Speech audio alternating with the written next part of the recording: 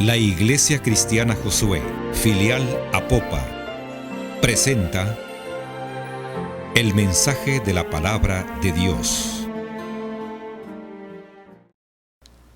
El Evangelio de Lucas capítulo 7, vamos a leer del versículo 36 en adelante. Hay acá, hermanos, una bella historia que al mismo tiempo se convierte en una tremenda enseñanza para nosotros hoy en día. Dice la Escritura, Lucas 7, versículo 36. Uno de los fariseos rogó a Jesús que comiese con él. Y habiendo entrado en casa, comieron. Del fariseo se sentó a la mesa.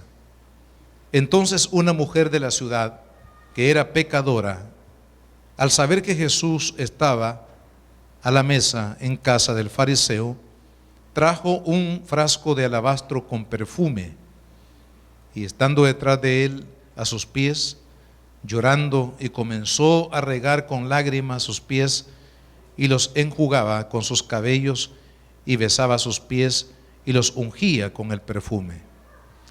Cuando vio esto el fariseo que le había convidado, dijo para sí: si fuera profeta, conocería quién es y qué clase de mujer es la que le toca, que es pecadora. Entonces respondió Jesús y le dijo: Simón, una cosa tengo que decirte. Y él dijo: di, maestro. Un acreedor tenía dos deudores.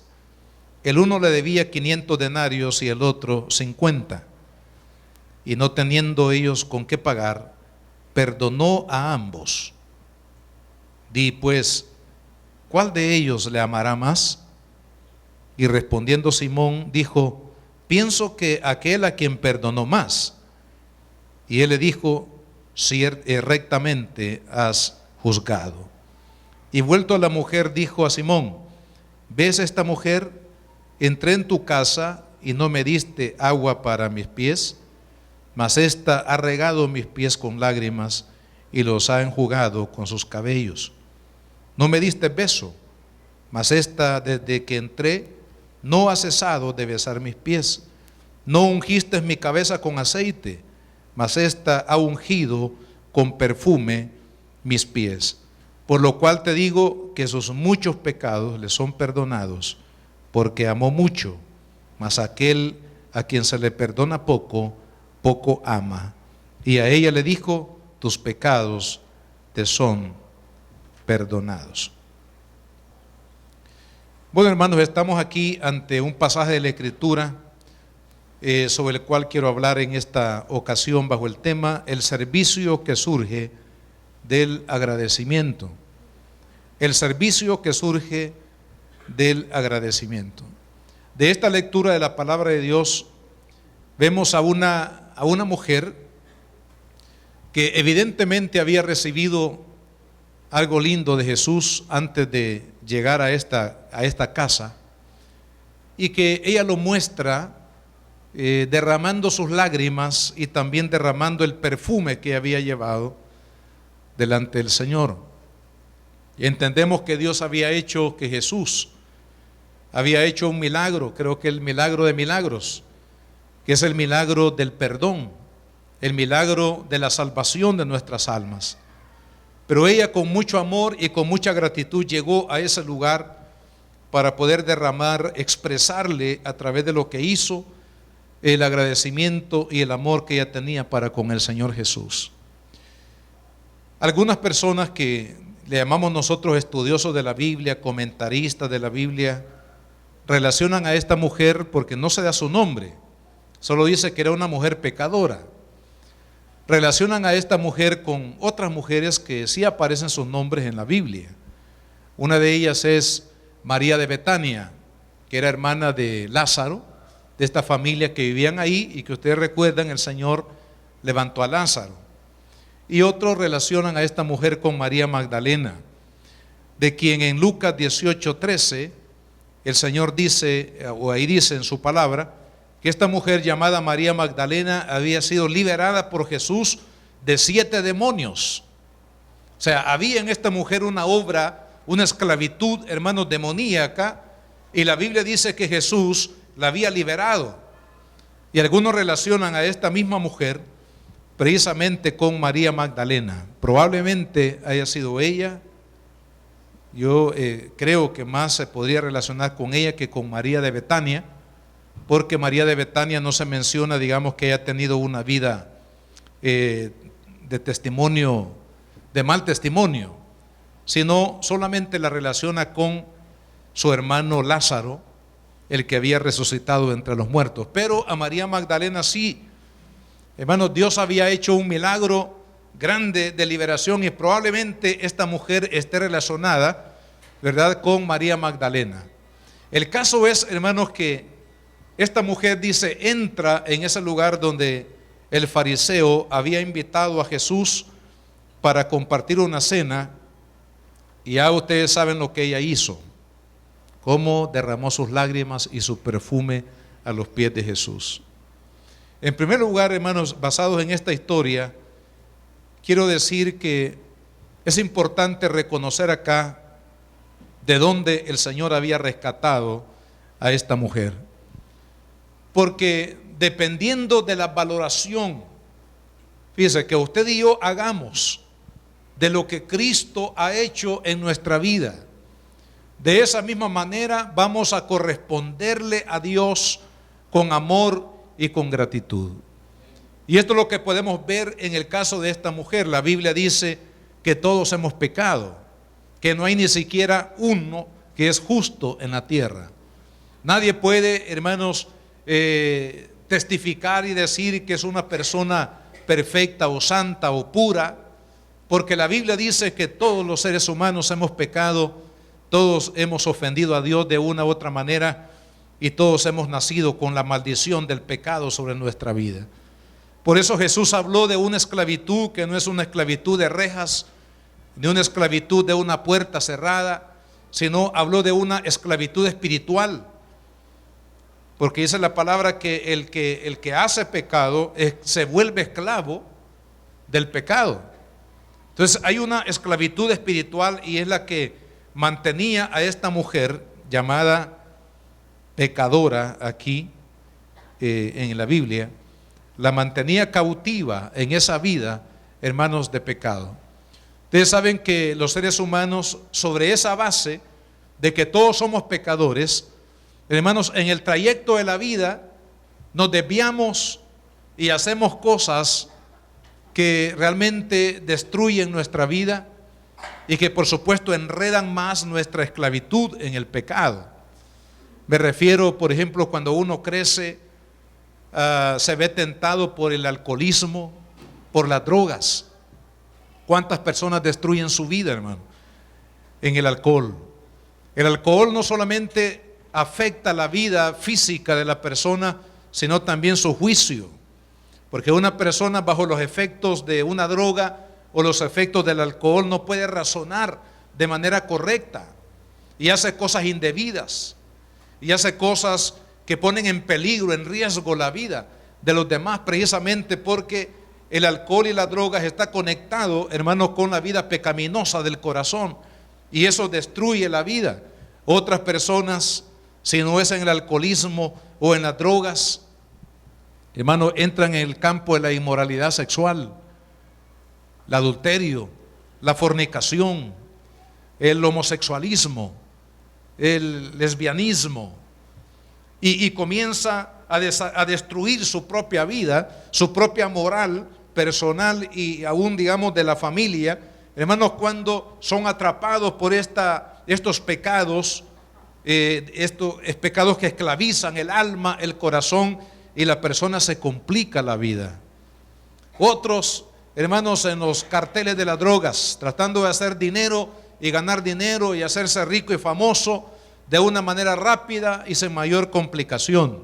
Entra en ese campo de muerte, hermanos, que es, por ejemplo, las drogas, lo que es el crimen organizado y tantas cosas que suceden en el mundo hoy en día, otros, hermanos, se dedican al materialismo, a trabajar, a ganar, a hacer tesoros aquí en la tierra, como dijo Jesús.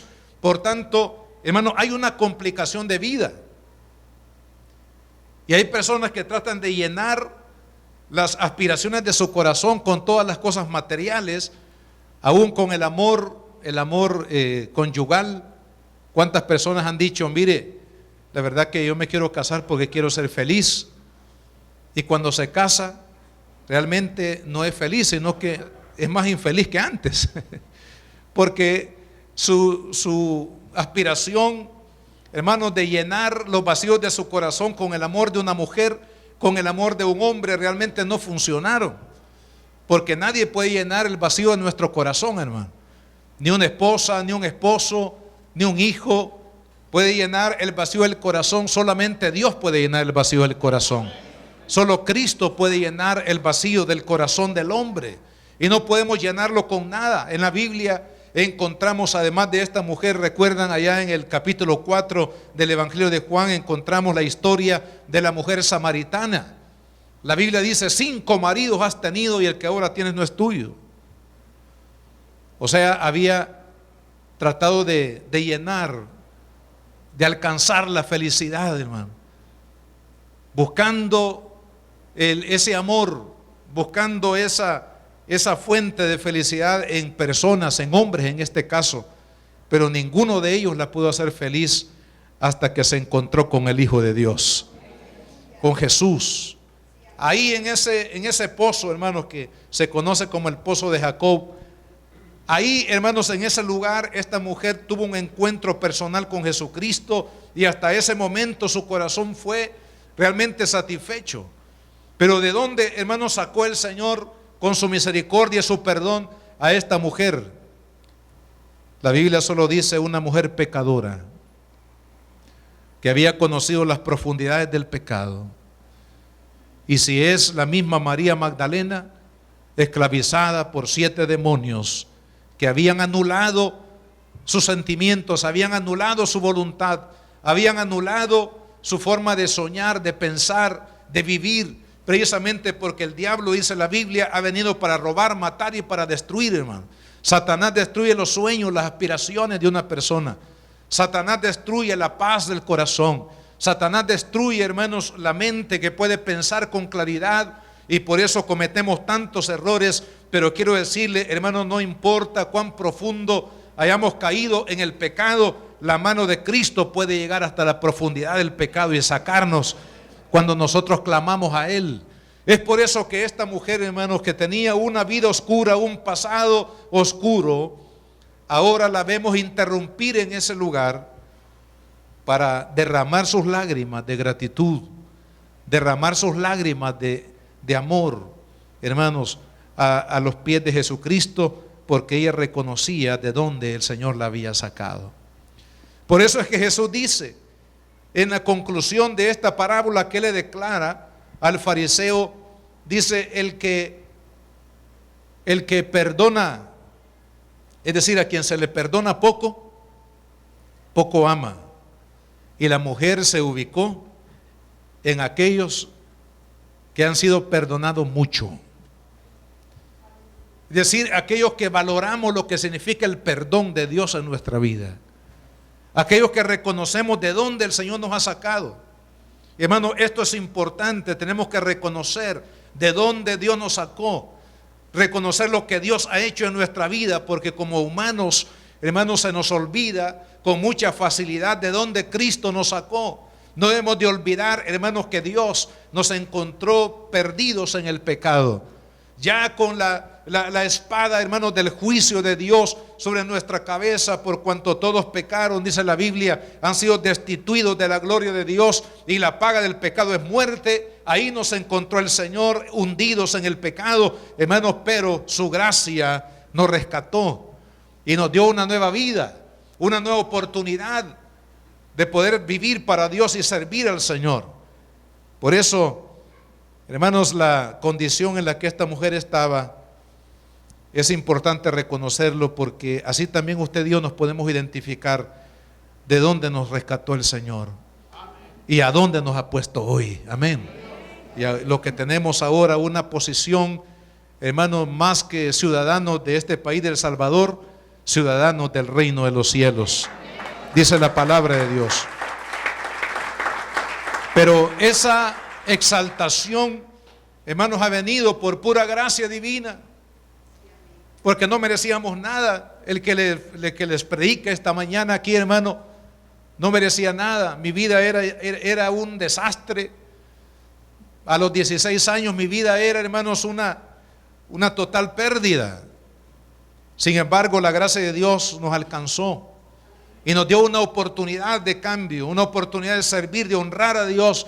Y por gratitud, hermanos, cuando usted y yo nos olvidemos por algún momento de donde el Señor nos ha sacado, recordémoslo, porque esto va a ser un tremendo motor que nos va a impulsar a vivir, hermanos, agradecidos y amando a Cristo todos los días de nuestra vida. Cuando recordemos lo que Jesús, como esta mujer que era una mujer pecadora, una mujer que había expuesto su vida a la destrucción, pero ahora ella era una hija de Dios. En segundo lugar, hermanos, la experiencia de ese nuevo nacimiento que hemos tenido en Cristo Jesús con el amor de Dios nos debe de llevar a dos milagros. Yo le llamo dos milagros que puedan suceder en nuestra vida. Y es más, creo que estos dos milagros ponen en evidencia si realmente nosotros estamos valorando el perdón de Dios en nuestra vida o no. Y me refiero que cuando una persona tiene una experiencia con el amor de Dios y el amor de Dios le ha transformado, suceden dos milagros. Uno, el milagro de amar. Nadie puede amar a Dios, hermanos, sino por el Espíritu Santo. Porque la Biblia dice en Romanos 5 que el amor de Dios ha sido derramado en nuestros corazones. Cuando usted y yo creímos en Cristo, Él depositó por su Espíritu Santo el amor de Dios en nuestras vidas. Por eso es que no es sorprendente, hermanos, que la persona inconversa no ame a Dios y no busque a Dios. Porque no le aman, no le puede amar. Ninguna persona que no tiene a Cristo en su corazón pueden amar a Dios, ni pueden amar a los demás tampoco. Al menos de la forma como deberíamos de amar al prójimo. ¿Por qué? Porque el amor ágape de Dios es el que nos capacita para poderlo amar a Él y para poder amar al prójimo, hermano. Y por otro lado, el ser agradecidos. Nadie puede ser agradecido, hermano, sino aquel que ha sido beneficiado por la gracia de Dios. Es por eso que esta mujer entró sin permiso alguno, entró a ese lugar, interrumpió, hermanos, y se fue directamente, dice la palabra, a los pies de Cristo, para lavar los pies de Cristo, ya que el anfitrión no le había lavado los pies a su invitado. Pero ella, hermanos, con sus propias lágrimas, dice la palabra, lavó los pies de Jesús. ¿Por qué, hermano? Porque ella tenía un amor tan grande, un amor que no le cabía en su pecho, hermanos, hacia Cristo, por gratitud. Yo creo que esa es la manera como Dios quiere que usted y yo le amemos. Amén. Que le podamos amar, hermano, con todo nuestro ser. Realmente aquel que ha sido tocado por la gloria de Cristo, por el perdón de Cristo, hermano, es el único que puede realmente amar a Dios con todo su corazón y también vivir cada día agradecidos por su misericordia. Una de las cosas, hermanos, que está sucediendo en las iglesias hoy en día es que nos hemos convertido en miembros mecánicos dentro de la iglesia, hermano. Y no recordamos y no vivimos no vivimos una experiencia, hermanos, de gratitud y de amor a Cristo en nuestra vida. Hermanos, ¿cuánto necesitamos realmente recordar lo que Cristo ha hecho para que cada culto se convierta en una fiesta espiritual en mi corazón?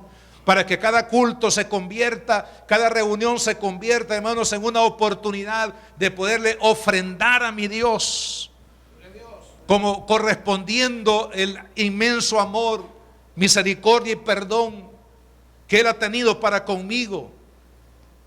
Hermanos, mire, los cultos de los cristianos que aman al Señor de todo el corazón y que tienen una gratitud enorme en el corazón, hermanos, no se parecería a ningún culto normal, le aseguro.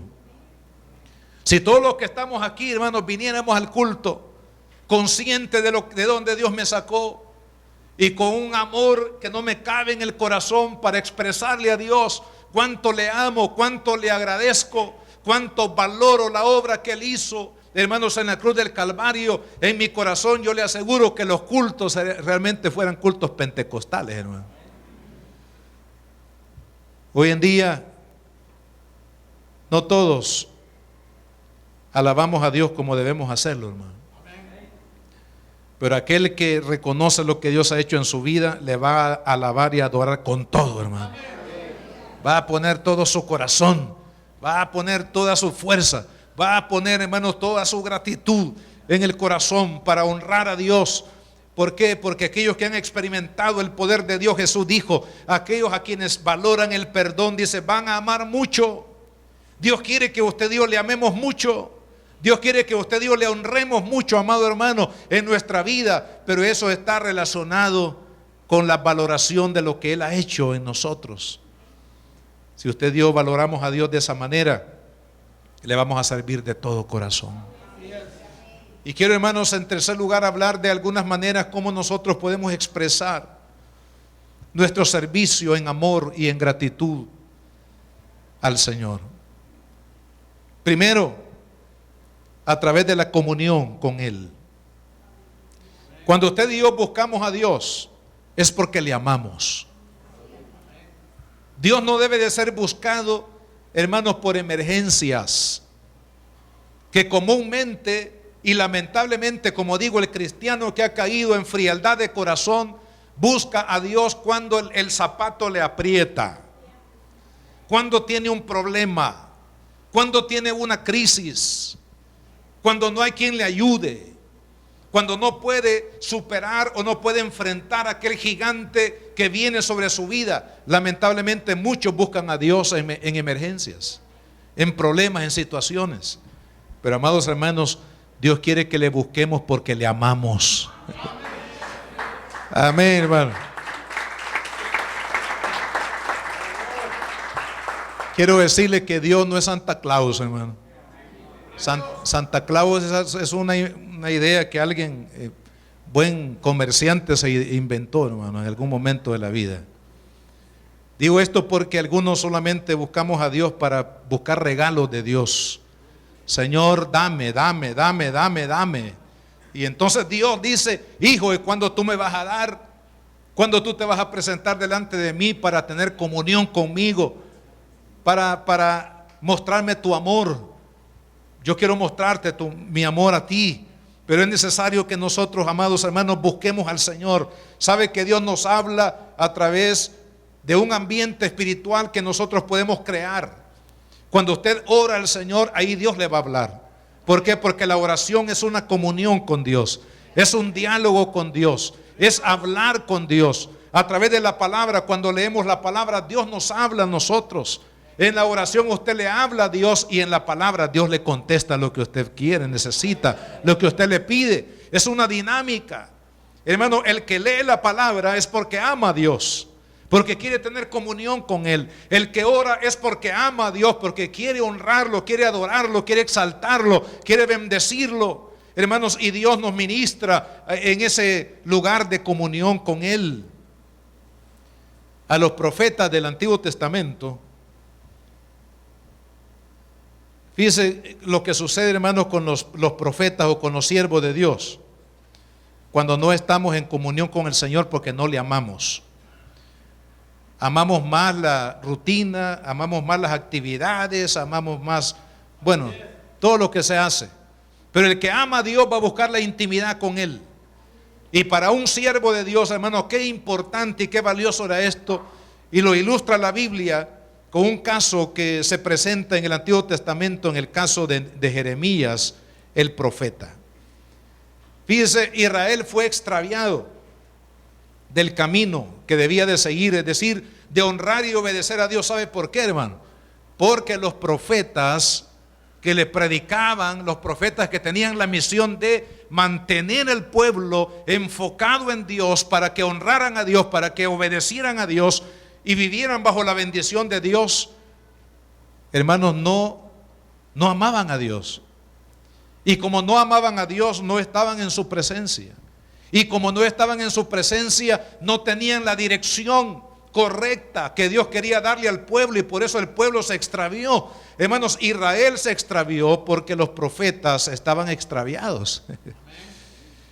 Qué peligroso para un siervo de Dios, ¿verdad? Porque el extravío de la iglesia es el resultado del extravío del pastor, hermano. Que una iglesia que no está dirigida en el Espíritu es porque el pastor no está siguiendo, hermanos, la dirección en el Espíritu de parte de Dios para la iglesia. De ahí el peligro y la responsabilidad. Dice Jeremías 23, le voy a leer un versículo 23, 18, dice: porque ¿quién estuvo en el secreto de Jehová y vio y oyó su palabra? ¿Quién estuvo atento a su palabra y la oyó? He aquí que la tempestad de Jehová saldrá con furor, y la tempestad que está preparada caerá sobre la cabeza de los malos. Versículo 22, pero si ellos, y está hablando de los profetas, si ellos hubieran estado en mi secreto, habrían hecho oír mis palabras a mi pueblo, y lo habrían hecho volver de su mal camino y de la maldad de sus obras. O sea, Israel se extravió porque los profetas estaban extraviados. Así que, hermanos, oren por nosotros, oren por los pastores, oren por los líderes de la iglesia, porque el extravío de los líderes peligra el extravío de la iglesia. Y eso ha pasado, hermanos, a lo largo de la historia, por no permanecer en la comunión con Dios, en la intimidad con el Señor. Por eso, hermanos, el que busca a Dios es porque lo ama. La Biblia habla de Jesús en Marcos 1:35, dice que Jesucristo, hermanos, cada mañana antes que saliera el sol, se levantaba e iba a orar al Padre. Y usted dirá, bueno, Jesús era el Hijo de Dios, Dios mismo, ¿necesitaba orar? Sí, necesitaba orar. Y ya luego en Juan capítulo 4, versículo 34 dice Jesús: mi comida y mi bebida es que haga la voluntad de Dios. Entonces ahí podemos relacionar por qué Jesús oraba cada mañana, cada día. Se despertaba, hermanos, e iba a la presencia de su Padre porque lo amaba. Y el Padre ahí, hermanos, en la comunión con Él, le daba la dirección de lo que Él tenía que hacer cada día. Por eso Jesús decía: mi comida y mi bebida es que haga la voluntad de Dios. Es decir, la prioridad de Cristo no era el desayuno, la prioridad de Cristo no era el trabajo, la prioridad de Cristo no era la familia. Un día Jesús dijo: el que hace la voluntad de mi Padre, ella es, dice, mi madre y mi hermano. O sea, diciendo en otras palabras, la voluntad de Dios es prioridad uno para mí, sobre mi madre, sobre mis hermanos, sobre mi trabajo, sobre cualquier cosa. Y eso es exactamente, hermanos, lo que debemos de hacer nosotros en nuestra vida.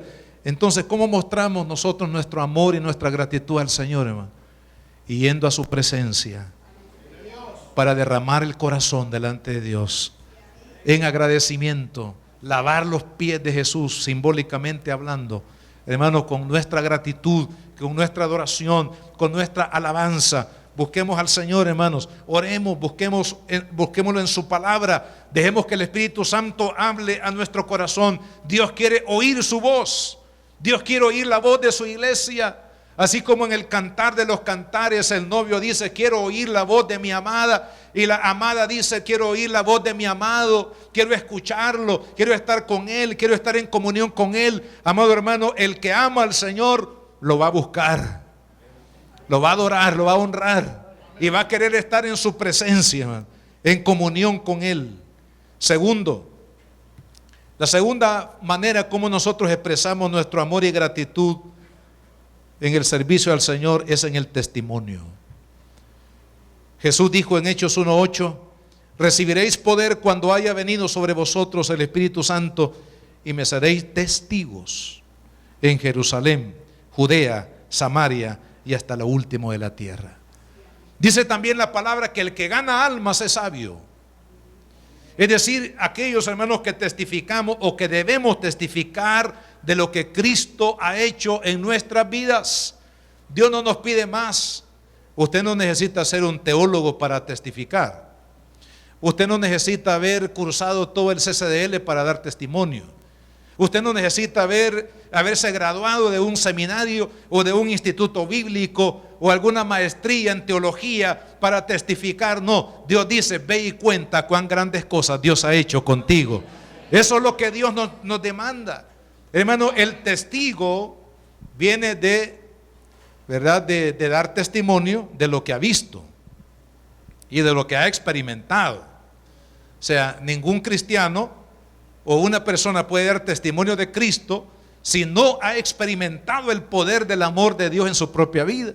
Pero si usted y yo ya experimentamos el perdón, el amor de Cristo en nuestra vida, ¿qué es lo que nos pide Dios? Ve y testifícale a los demás. Dice la Biblia en Hechos 8:4. Está hablando aquí de la iglesia que fue perseguida en aquel tiempo. Pero vea lo que dice la palabra de Dios en relación a los que iban huyendo por la persecución que vino sobre los cristianos. Dice, pero los que fueron esparcidos iban por todas partes anunciando ¿el qué? El evangelio. No se iban quejando, hermano. Mire que este gobierno, mire que esta gente, mire que me están... Sino que dice que iban llevando la buena nueva del evangelio. No se iban quejando, no iban maldiciendo a los demás, no iban murmurando contra el gobierno, contra toda persona que les había hecho daño, en este caso el imperio de Roma, sino que dice que iban, pero iban también, hermanos, con la oportunidad de llevar el evangelio de Cristo Jesús. ¿Por qué? Porque ellos habían recibido, ellos estaban agradecidos con el Señor, pesaba más, hermanos, el perdón y el amor de Cristo en su propio corazón que lo que habían perdido materialmente hablando, hermano. Pero hoy en día, hermanos, parece que las cosas son diferentes. Cuando perdemos alguna cosa material, nos quejamos con Dios y murmuramos contra Dios y contra la iglesia. Pero en aquel tiempo el peso del perdón y del amor de Cristo, hermanos, no podía compararse con lo que ellos podían perder una propiedad, perder una casa, perder una comodidad, perder un empleo, perder a un miembro de la familia. Ellos iban, dice la palabra, llevando el mensaje del evangelio de Cristo, porque de gracia hemos recibido y Dios quiere que demos de gracia, hermano. El que ha recibido por gracia las bondades de Dios también las va a dar por gratitud a todo aquel, hermanos, que necesita de Cristo. Dios no tomará por inocente a ninguno de nosotros que, habiendo tenido, hermanos, un mensaje tan grande como es el mensaje de la salvación, y no la hayamos testificado a nuestra familia. Imagínense qué tragedia ser cristiano, tener familias a las que nunca le hablamos de Cristo, y al final, cuando se llegue el día del juicio, tengamos que presentarnos delante de Dios y que se oiga algo así: estuviste 40 años en la iglesia y nunca le testificaste a tu familia cercana y lejana de que estaban expuestos a la perdición por causa de sus pecados. Eso es lo que nos va a decir Dios, hermano, porque somos responsables de nuestro prójimo. Caín, cuando mató a su hermano y después vino el llamado de Dios: ¿dónde está tu hermano? Él dijo: ¿acaso soy guarda de mi hermano? Una persona irresponsable que estaba tratando, hermanos, de liberarse de la culpabilidad y de la responsabilidad, diciendo que no era guarda de su hermano. Y así también, hermanos, en la iglesia hay muchas personas que no viven agradecidas con Dios y no testifican, no hablan, no le hablan a nadie. Tienen temor de comprometerse, de identificarse como cristiano, porque algunos, hermanos, todavía están haciendo cosas indebidas y no quieren que la gente se dé cuenta que son cristianos evangélicos. Porque entonces ya no voy a poder hacer lo que estoy haciendo. Porque la gente va a decir: y usted es cristiano y está haciendo lo que hace, y está diciendo lo que dice, y está enamorando a la señora que está ahí a la par de su escritorio, y usted es cristiano o cristiana. Hermanos, el cristiano verdadero tiene que estar totalmente comprometido. Es más, la palabra discípulo, que encontramos frecuentemente en la Biblia, es una palabra que habla de compromiso. El que es discípulo de Cristo es porque está comprometido con Cristo. El que es discípulo de Jesús es porque está comprometido desde la cabeza hasta los pies, 100%, hermanos, comprometidos con Cristo y con su causa eterna, que es el Evangelio, que debe ser predicado a las naciones de la tierra. Entonces es importante, hermanos, que nosotros mostremos gratitud y amor a Cristo a través del servicio, y el servicio a través del testimonio. Hablemos de Cristo por amor a Él, hermano. Si usted y yo amamos a Cristo, vamos a contarle a toda persona que Él le ama también como a nosotros. Si usted y yo amamos a Cristo, hermano, vamos a testificarle a este país. Y aún dice el apóstol Pedro en la primera carta, capítulo 3, versículo 1, dice que las mujeres que tienen esposos no cristianos, dice que los van a ganar por el testimonio. Así que si hay aquí alguna hermana que su esposo todavía no es cristiano y no se ha convertido a Cristo, y usted dice, mire, está duro ese corazón, hermano, el Señor lo va a ablandar. ¿Cómo? Dice, a través de su testimonio. Lo que el esposo vea en usted, o si es al revés, esposas no convertidas, lo que su esposa vea en usted, eso, hermanos, pesa. Y eso Dios lo va a usar para traer almas a sus pies, la familia. Estábamos en una reunión el jueves predicando en un grupo, y una pareja dice, bueno, una hermana dice, y ahí estaba el esposo a la par, y nosotros conocemos el testimonio de él, hermano. Un testimonio fuerte en cuanto a un hombre duro, rudo, violento y toda la cosa. Y dice la esposa, hermanos, yo puedo dar testimonio de que mi esposo ha cambiado. Ahí en público, todos los que estábamos ahí, puedo dar testimonio que Dios ha transformado la vida de mi esposo. Y claro, nosotros que sabemos el testimonio de ellos, realmente Dios ha hecho una obra preciosa en él, hermano. Pero mire, nosotros somos llamados a dar testimonio de Cristo, hermano. La Biblia dice en Apocalipsis 1, y quiero que vaya ahí conmigo porque Jesús se convierte en el modelo por excelencia, hermano, de lo que es ser un testigo. Dice la revelación de Jesucristo que Dios le dio para manifestar a sus siervos las cosas que deben suceder pronto, y las declaró enviándoles por medio de su ángel a su siervo Juan. Versículo 2, que ha dado testimonio de la palabra de Dios y del testimonio de Jesucristo y de todas las cosas que ha visto. O sea, ¿a quién vino la revelación del Apocalipsis? Tan maravilloso, tan poderosa profecía.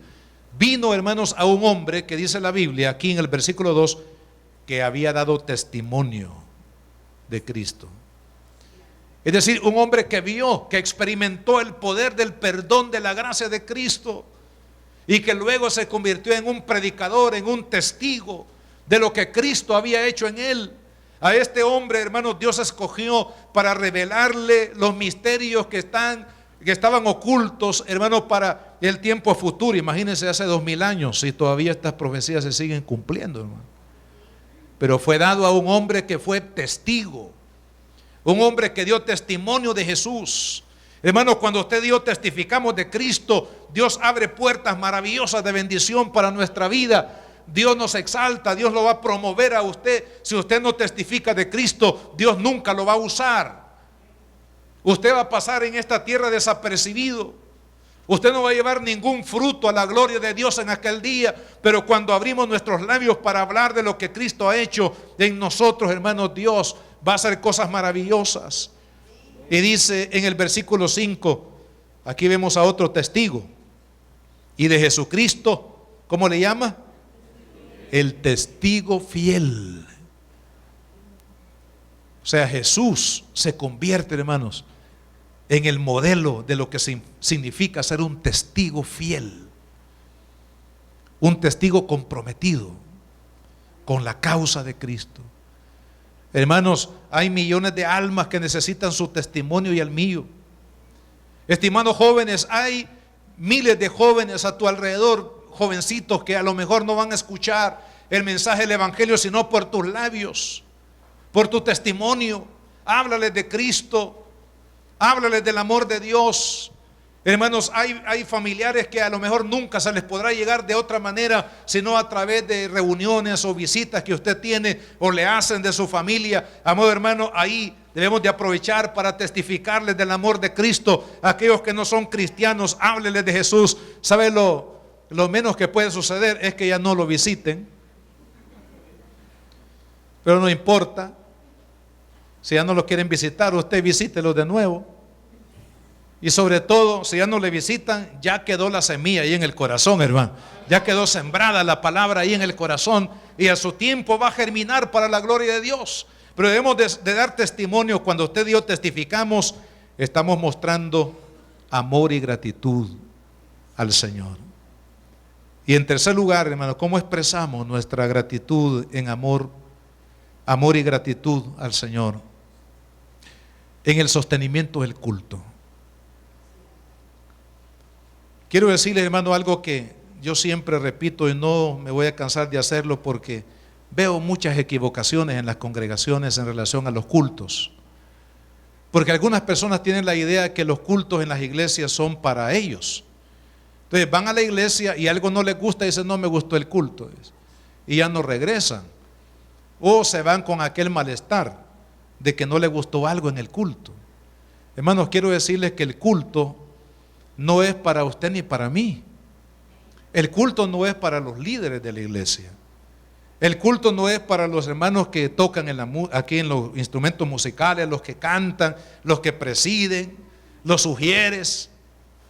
Hermanos, los que servimos en la iglesia, el culto es un homenaje para Dios. Amén. Cuando usted viene a la iglesia, hermano, no debe de pensar en que si me va a gustar o no. Usted lo que debe de traer en su corazón cuando viene el culto es decir: Señor, mi corazón lo traigo cargado de amor y de gratitud, y lo voy a derramar en alabanza delante de ti. Lo voy a derramar, Señor, en oración delante de ti. Lo voy a derramar, Señor amado, sirviéndote en tu obra, Padre, porque es la forma como puedo expresarte a ti el culto. Hermanos, el culto es para Dios. El culto es un homenaje para Dios. El culto es una exaltación para Dios. Lo que debemos de hacer los predicadores, los que estamos detrás del púlpito, es precisamente, hermanos, exaltar a Dios en cada oportunidad que tenemos, porque esa es en realidad la naturaleza del culto.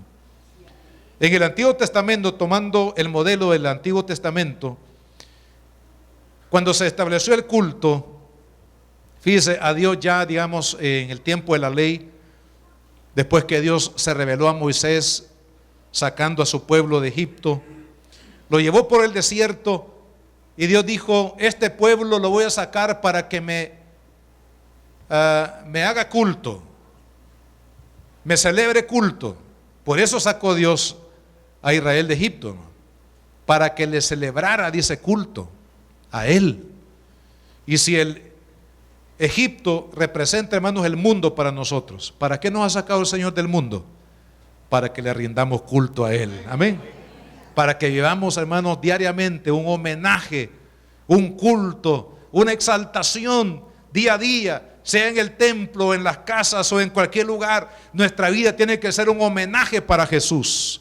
Tiene que ser un culto diario, dice Pablo, un culto racional, inteligente. Hermanos, una vida que se ha consagrado a Cristo. Y ese debe de ser nuestro deseo. Entonces, cuando Dios saca a Israel, dice la palabra que las 12 tribus que formó Jacob, que después llegó a ser Israel, se formó todo lo que es la nación de Israel. Y de las 12 tribus, Dios escogió a una tribu, llamada la tribu de Leví, con el propósito de que la tribu de Leví se dedicara para administrar el culto a Dios. Vea qué interesante, porque toda una tribu, hermanos, de Israel fue escogida y fue consagrada a Dios para que administraran el culto a Él. Esto nos habla de la importancia, del valor que tiene, hermanos, el culto a Dios, de mantener, hermanos, su nombre en alto. Dice la palabra, y aquí hay muchos versículos, pero les voy a leer nada más uno. en el libro de Éxodo, capítulo 29. Vamos a leer aquí algunos versículos para, al menos usted tenga una idea de lo que significó esto. Dice versículo 1, Éxodo 29, 1. Esto es lo que harás para consagrarlos, para que sean mis sacerdotes. Si usted lee el contexto, se está refiriendo, hermanos, a la tribu de Leví, juntamente con Aarón, que fue el primer sumo sacerdote de esta casta sacerdotal de Israel, fueron consagrados. Y aquí está, le voy a dejar de deber, hermanos, que usted lea el capítulo 29, para que usted vea toda la ofrenda, todos los sacrificios que se presentaron el día que esta familia de Leví fue consagrada, dedicada para el culto de Dios. Más adelante en el versículo 44 dice: y santificaré el tabernáculo de reunión y el altar, santificaré asimismo a Aarón y a sus hijos. ¿Para qué? Para que sean mis sacerdotes, y habite entre los hijos de Israel, y seré su Dios, y conocerán que yo soy Jehová, su Dios, que los saqué de la tierra de Egipto para habitar en medio de ellos, yo Jehová su Dios. Esta tribu tenía, hermanos, la responsabilidad de mantener el culto. ¿Y qué es el culto? Mantener el testimonio de que hay un solo Dios y un solo Señor, y este Señor se llama Jesús de Nazaret. Ese Dios, hermano, el testimonio de Dios tiene que ser prácticamente, digamos, la punta de lanza de la iglesia. La iglesia no tiene otro propósito más de mantener en alto el nombre de Dios y el nombre de Jesús como el único Salvador.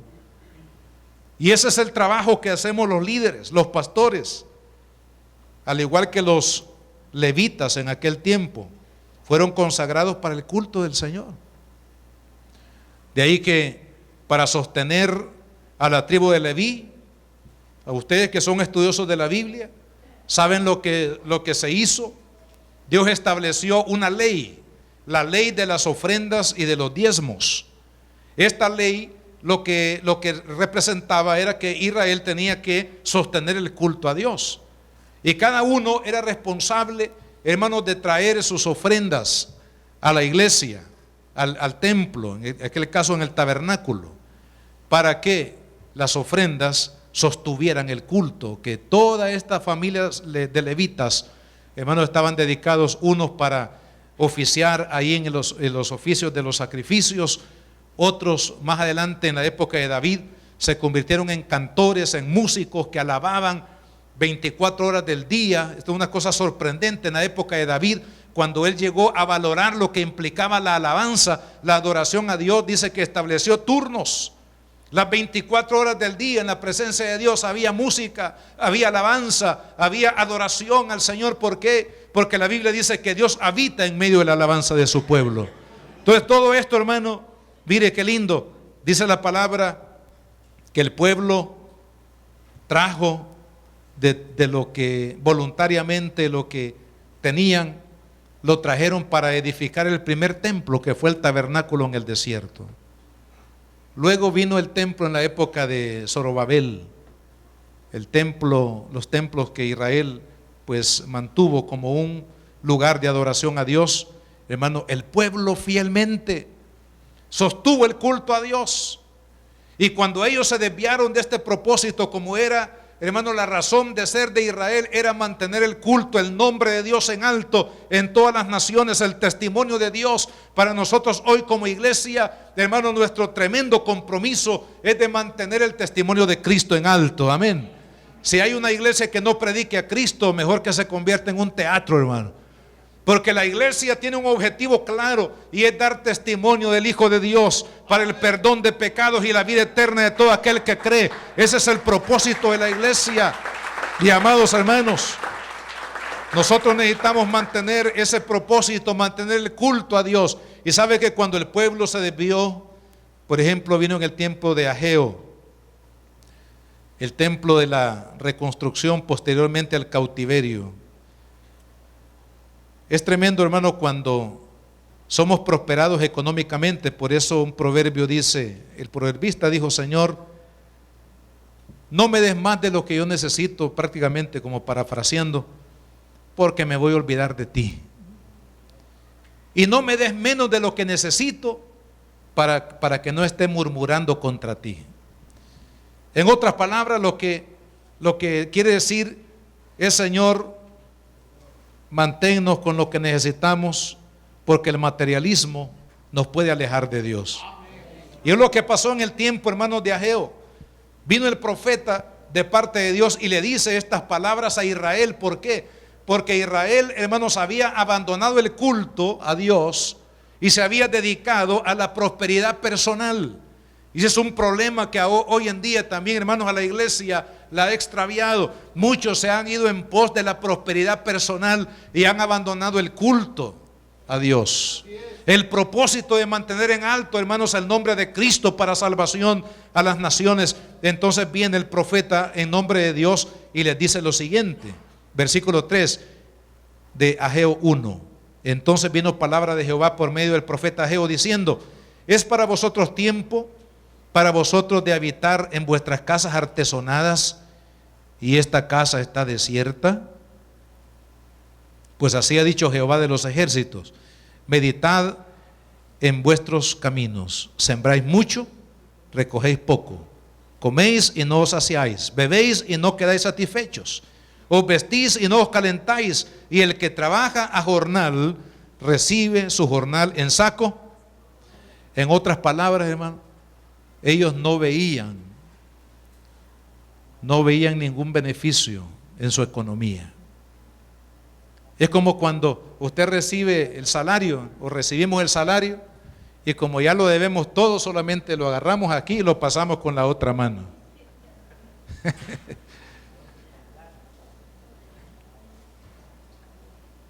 Nada, hermano, prosperidad, nada.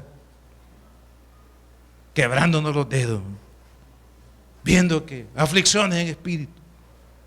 ¿Qué hacer? Una pobreza extrema.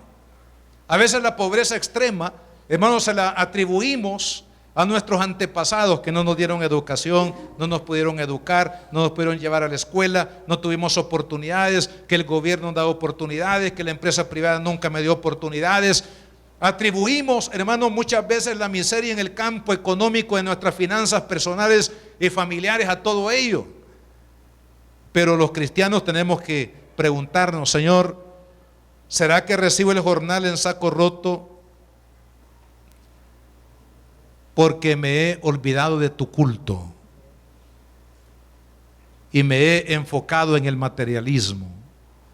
Hermano, mire, Dios le dio a Israel claras indicaciones y lo da a la iglesia también, precisamente porque Dios nos ama, hermano, y porque Dios quiere que usted y yo no nos perdamos en el huracán, en la tormenta del materialismo, y que nos apartemos de él, hermano.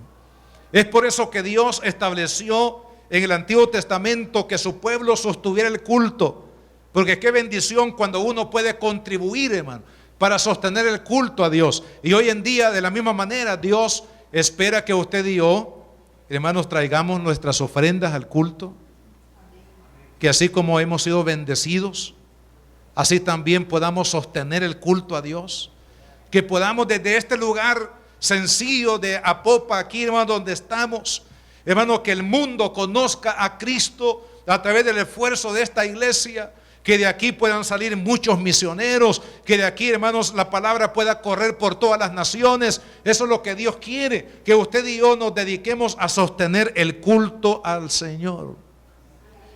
Y para eso Dios estableció las ofrendas. Algunas personas dicen: mire, esto de las ofrendas y los diezmos, esto no es bíblico.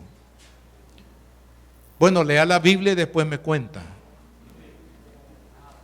Si Dios no estableció un sistema de cómo sostener el culto a Dios. Y amados hermanos, pasaríamos aquí largo tiempo. Creo que este tema sería un tema aparte, para hablar de cómo Dios realmente bendice a aquellos que muestran gratitud. Yo me pregunto muchas veces lo que Dios ha hecho por nosotros, si lo valoramos, lo que significa el perdón, la vida nueva y sobre todo la vida eterna. Hermanos, con Él, con lo que materialmente yo puedo dar. Hay personas que tienen problemas para poder dar a la obra de Dios. Algunos dicen, mire, es que usted aquí la iglesia no necesita. Yo veo que no necesitan, tienen hasta aire acondicionado, diría alguien. No, el aire acondicionado es por usted, hermano, para que usted no tenga calor aquí en este encierro que estamos. Dicen, no, yo lo voy a dar donde hay necesidad, y algunos reparten las ofrendas y los diezmos allá donde tienen necesidad. Eso se llama ofrenda. Usted y yo tenemos que ser generosos para poder ayudar al necesitado, pero no lo que nos pertenece traer a la iglesia, sino eso tiene que ser una ofrenda extra de su corazón para poder ayudar a las personas que lo necesitan. Además, la iglesia lo hace también con la ofrenda que usted da a la obra de Dios. Nosotros tratamos de cubrir necesidades que hay dentro de la congregación. Pero, amado hermano, la Biblia, Dios estableció en su palabra un modo de sostener el culto, que usted y yo no lo podemos cambiar, solo porque otros dicen que no debe ser, o porque yo no lo creo, o porque mal testimonio de alguno. No, Dios estableció una forma de sostener el culto, y es a través de nuestras ofrendas y de nuestros diezmos. Dijo David, mire, David entendió el valor que tiene, hermanos, la provisión de Dios, porque él dijo, Señor, de lo que he recibido de tu mano, de eso mismo te doy. O sea, ¿qué estaba diciendo David? Señor, yo lo recibo con esta mano y te lo regreso con esta mano. ¿Por qué? Porque él entendía que de Dios venía. Usted dice, mire, que yo soy muy inteligente, puedo hacer buenos negocios, Dios me ha dado inteligencia en mi trabajo y por eso me han promovido. Pero pregúntese, ¿quién le da la inteligencia? ¿Quién le da la cordura? ¿Quién le da la sabiduría? ¿Quién le da la capacidad? ¿Quién le da la salud para que usted pueda desempeñar su trabajo? Es Dios, amén, hermano. De Él vienen todas las cosas. Lo que usted y yo podemos hacer, hermano, es por la gracia de Dios sobre nuestras vidas. Y Dios quiere que usted y yo sostengamos el culto. Quiero terminar con este testimonio personal. Yo en mi caso conocí a Cristo en abril del año 77. O sea, usted haga ahí la cuenta de hace cuántos años conocimos al Señor, o más bien Él nos recibió en su misericordia y nos salvó. Casi, hermanos, de inmediato nos fuimos a trabajar. Primero trabajamos con niños en los campos blancos, le llamábamos, en lugares de colonias que son conocidas como colonias, zonas marginales. Fea la palabra, ¿verdad? Zonas marginales, una palabra fea que no debemos de usarla. Los niños que vivían en esos lugares, ahí comenzamos enseñándoles la palabra de Dios. Luego fuimos a la primer congregación allá aquí por San Ramón, allá cerca de la cumbre del volcán, hermano. Ahí comenzamos el ministerio, y la ofrenda que yo recibía en esa iglesia, la primera iglesia que pastoreamos, era de 2.50, 3 colones en aquella época. Ni nos alcanzaba para el bus de la semana, hermano. 2.50 de colones. Pero una cosa que yo aprendí, hermanos, de mi iglesia desde el principio, cuando yo llegué a los pies de Cristo, y es que yo era responsable de sostener el culto a Dios. Y aún de esos 2 colones aprendimos a ofrendar, aprendimos a diezmar de los 2 colones que recibíamos a la semana. Y así, hermano, a través de los años, cuando nos casamos, fuimos a pastorear a otra iglesia. Ya con familia era otra cosa. Aún cuando recibíamos un salario, era un salario muy bajo. Sin embargo, hermanos, a pesar de que ya estábamos sirviendo en el Señor y en esas condiciones, nunca seguimos la tentación de Satanás de no ofrendarle a Dios, a pesar de las crisis, a pesar de las necesidades familiares, personales, económicas, de los hijos, del matrimonio. Hermanos, siempre procuramos.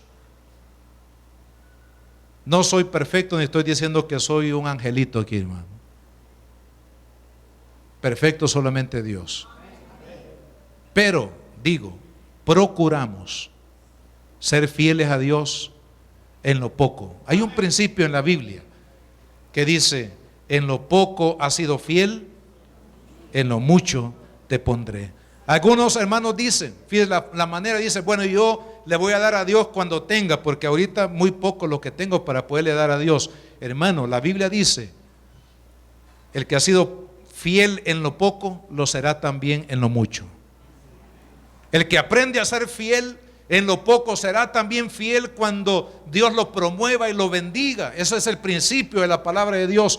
Amado hermano, a través de los años hasta el día de hoy, bueno, Dios nos ha bendecido.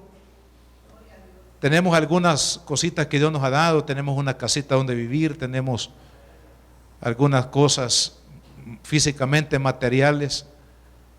Andamos en un vehículo, por cierto que este vehículo es de la iglesia, no es mío, hermano, pero lo usamos para el servicio de la obra del Señor. Tenemos algunas comodidades, podríamos decir, que Dios nos ha dado a través de estos años. Pero una cosa, hermanos, he visto en mi vida lo que declaró el salmista cuando dijo: joven fui y he envejecido, aunque no estoy viejo, hermano, pero dijo él: y he envejecido y no he visto justo desamparado, ni sus hijos que mendiguen pan. ¿Por qué? Porque Dios, hermanos, aquel que lo honra también. Si usted y yo honramos a Dios como esta mujer que no escatimó sus lágrimas, no escatimó la ofrenda de ese perfume excelente que no sé cuánto le había costado, pero no le importó derramarlo sobre los pies de Cristo con sus lágrimas. ¿Por qué, hermano? Porque estaba agradecida, porque tenía un amor que no podía sostener en su pecho a causa, hermanos, de lo que Cristo había hecho en ella. Y es lo que usted y yo tenemos que hacer también. Hermanos, sirvámosle al Señor con amor y por gratitud. Recordemos de dónde Él nos ha sacado, qué es lo que Él ha hecho, para que no nos cansemos de hacer el bien, porque a su tiempo vamos a cegar. Padre amado, en esta hora, Señor, en el nombre de Jesús, te damos las gracias, Señor, por la oportunidad que tú nos das. Señor, ayúdanos como cristianos a servirte por amor y gratitud, Padre, por todo lo que tú has hecho, Señor, de donde tú nos has rescatado, Padre, de todo lo que recibimos de tu mano, Señor, que son incansables las muestras de tu amor y de tu bondad, Padre. Oh Señor, te agradezco, Padre, porque tú has sido fiel con esta iglesia a lo largo de estos años, ya casi 8 años, Señor, que llegamos acá, Padre, sin nada que ofrecer más que nuestro amor y gratitud a ti, Señor. Y tú has sido fiel, Padre, en sostener tu obra, tu culto en este lugar. Y sé que has sido fiel con cada familia que ha tomado, Señor, el compromiso de sostener el culto a ti, para que esta ciudad de Apopa conozcan no solamente lo que se predica en el templo, sino en los hogares, por los medios de comunicación, que sepan que hay un Dios que les ama, de un Dios bueno, de un Dios de misericordia que les ama, al grado que entregó la vida de su propio Hijo para salvación de todo aquel que cree. Señor, te bendigo por la vida de cada familia aquí, Padre. Te bendigo por aquellos que reciben esta palabra, Señor, y se disponen a servirte con amor y gratitud por todo lo que tú has hecho, Señor. La Iglesia Cristiana Josué, filial Apopa, presentó el mensaje de la palabra de Dios.